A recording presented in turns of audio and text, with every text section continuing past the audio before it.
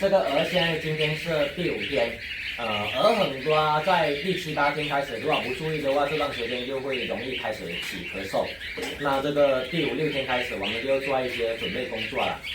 大家可以点赞、关注、收藏起来，看一下我们是怎么做的。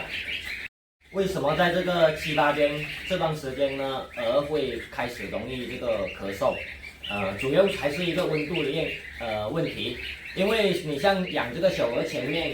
3、4天它的温度是需要高一点的，然后一般从这个4、5天开始，温度是可以稍微降低一些的。你如果那个温度降得过快，这个鹅不适应，容易感冒，或者是当地的温差太大，然后你温度没有控制好，它也在这段时间容易感冒，接下来引起它这段时间开始咳嗽。还有一个呢，就是你通风条件要做好，你像那个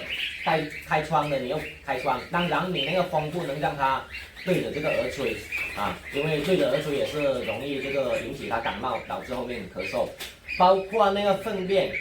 要多清理，免得呢你通风没做好，氨气又太重，这也是会引起这个鹅咳嗽。包括你的饲养环境如果太潮湿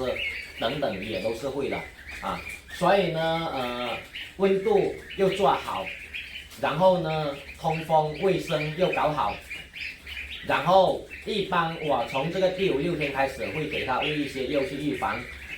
基本上这样子出现咳嗽的那个几率会小一些，或者是哪怕是有出现咳嗽，一般来说呢，数量也不多。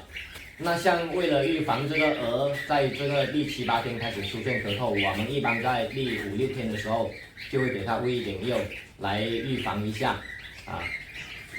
那个水的话就不要兑太多一般来说呢，你给它药这些的话，尽量是让它能在2个小时喝完然后水就不要太多